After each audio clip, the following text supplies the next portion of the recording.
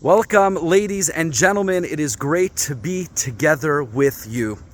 Continuing our passionate conversation about love, about the commandments, v'ahavta l're'acha kamocha, that you should love your neighbor as you love yourself.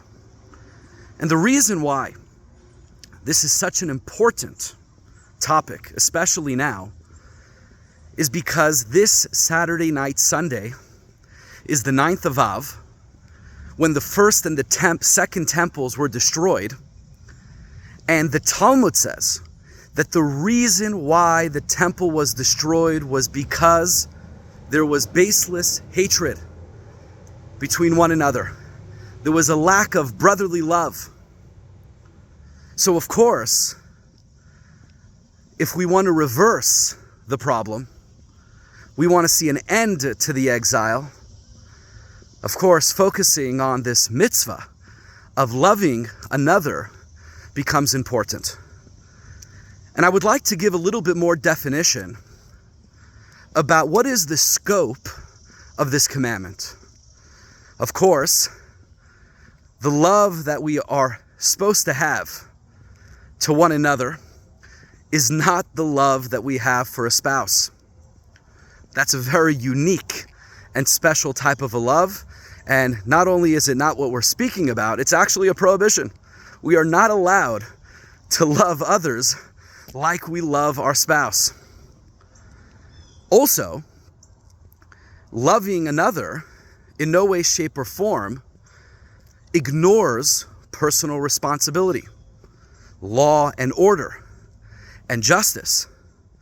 On the contrary, one is able to be a part of eradicating evil while still loving the soul, the essence, the potential for life that's within every single individual. And those two things are not a contradiction. On the contrary, the reason why Jews don't give full praise, Hallel, on Passover is because although we are happy that there was an exodus and that justice was brought to the Egyptians, how can we do a full praise considering the fact that God Almighty put life, a soul, divine potential into so many human beings? And unfortunately, they took that energy and didn't use it for the right reasons. And our love for life and the life that's within every single individual pains us. So what is the scope of v'ahavta l're'acha kamocha? So my dear friends, it's in the words itself, that you should love your neighbor as you love yourself. That's the key word, yourself. What makes self-love very unique? What makes self-love very unique is that we can make mistakes like we do all the time. We're human. A reminder, none of us are angels. But immediately, because we love ourselves, we are very quick to be our own strongest defense. We immediately rationalize. We immediately give the benefit of the doubt. The last thing we want to do is hate ourselves. That would be crazy. It's very unhealthy to hate oneself. And as a result of all of the self-love that we have, all of the mistakes that we make during the day, we immediately find excuses to move on and to give the benefit of the doubt. That's the commandment, that you should love your neighbor as you love yourself. Is one able, and it's not easy, but is one able to apply the same self-love to another?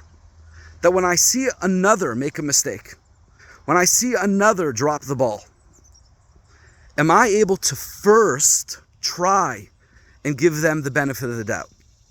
How am I wired? Am I able to first try and rationalize? Maybe they had good intentions. Maybe they didn't know. Maybe they have a plan. Or can I not apply my own self-love to them and immediately be highly judgmental and highly critical. Of course, this is not a contradiction to holding a person accountable. There needs to be law and order. But what's my natural reaction? Is my natural reaction to be judgmental, or is my natural reaction to love that person like I love myself, always searching for a silver lining, a benefit of the doubt, and a positive perspective? My dear friends, Aaron was obsessed with love. It says when he died, all the men and women mourned. Moses was obsessed with truth. When he died, it says only the men mourned. When Moses passed away, it doesn't talk about anyone naming their children after him. After Aaron died, it says that 80,000 boys were given the name Aaron.